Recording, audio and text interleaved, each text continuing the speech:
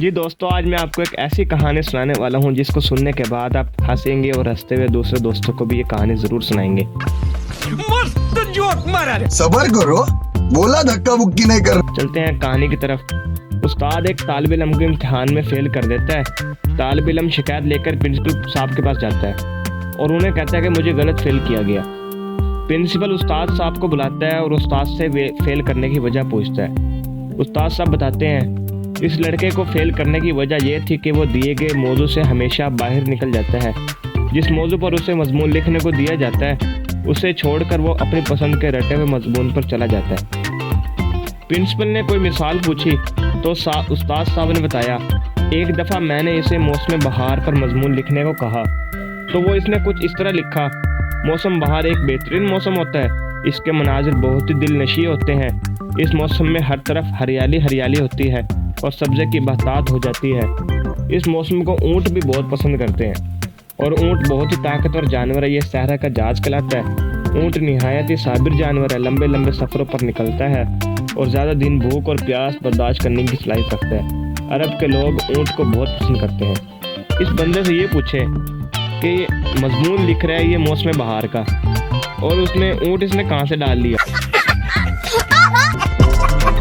چلو آگے دیکھتے ہیں آگے کیا لکھتا ہے یہ۔ استاد صاحب نے کہا، میں نے ایک دفعہ اسے جاپان میں گاڑیوں کی فیکٹری پر مضمون لکھنے کو کہا تو اس نے جو مضمون لکھا وہ کچھ اس طرح تھا کہ جاپان ایک ترقی یافتہ ملک ہے اور گاڑیوں کی صنعت میں اس کو منفرد و بلند مقام حاصل ہے۔ گاڑیاں برآمد کرنے میں جاپان دنیا میں پہلے نمبر پر ہے۔ ہمارے ملک میں بھی زیادہ تر گاڑیاں جاپان کی استعمال ہوتی ہیں، لیکن مسئلہ یہ ہے کہ ہمارے ملک میں پٹرول کی قیمت بہت زیادہ ہے، اس لیے ہمیں چاہیے کہ ہم سواری کے لیے اونٹ استعمال کریں۔ اونٹ بہت ہی طاقتور جانور ہے، یہ صحرا کا جہاز کہلاتا ہے۔ اونٹ نہایت صابر جانور ہے، لمبے لمبے سفروں پر نکلتا ہے، زیادہ دن بھوک پیاس برداشت کرنے کی صلاحیت رکھتا ہے۔ عرب کے لوگ اونٹ کو بہت پسند کرتے ہیں۔ بار بول رہے ہیں پڑھنے لکھنے والے چھاتروں کو راجنیتی سے دور رہنا چاہیے۔ پڑھائی لکھائی میں دھیان لگاؤ، IAS بنو۔ اب یہ مضمون لکھ رہا تھا جاپان کی گاڑیوں پر، جاپان پر، تو اس نے وہی رٹا ہوا مضمون اونٹ والا اس مضمون میں ڈال دیا۔ یہ صحیح ہے بھائی، یہ صحیح ہے۔ پرنسپل بہت حیران ہوئے تو انہوں نے کہا، شاید سواری کی وجہ سے ایسا ہو گیا ہے، اب بالکل ہی کوئی الگ موضوع دے کر دیکھیے۔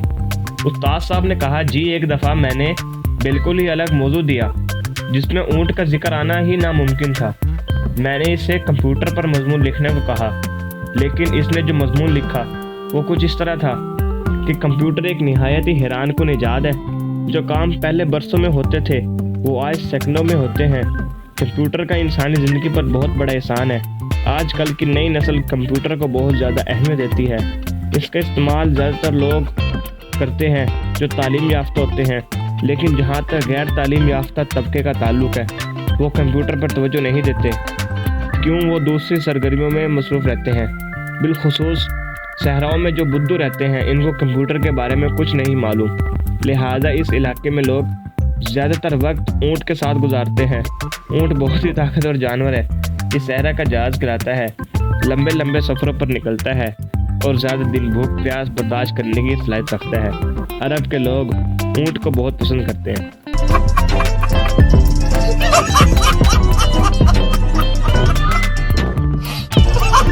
اب پرنسپل صاحب یہ سن کر حیران ہو گئے اور انہوں نے کہا، پھر تو آپ نے اسے ٹھیک ہی فیل کیا۔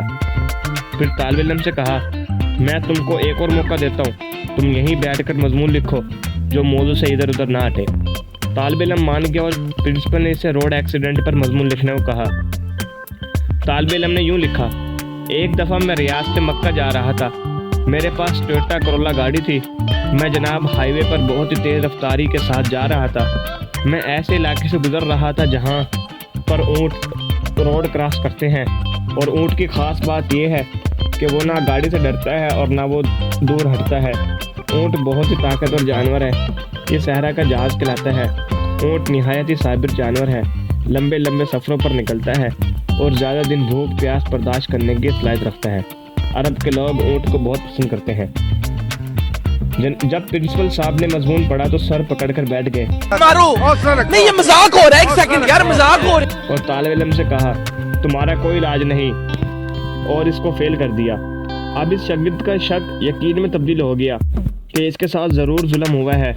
इसने महकमा तालीम को एक दरख्वास्त लिखी, जनाब आली, मैं अपनी क्लास का एक नहायत ज़हीन तालिब इल्म हूँ और मेरे उस्ताद ने मुझे मेरी काबिलियत की वजह से इम्तिहान में जानबूझकर फेल कर दिया है। जनाब, मैंने अपने उस्ताद के नाकाबिल बर्दाश्त रवैये पर ऐसे ही सब्र किया जैसे ऊँट अपने मालिक के सताने पर सब्र करता है।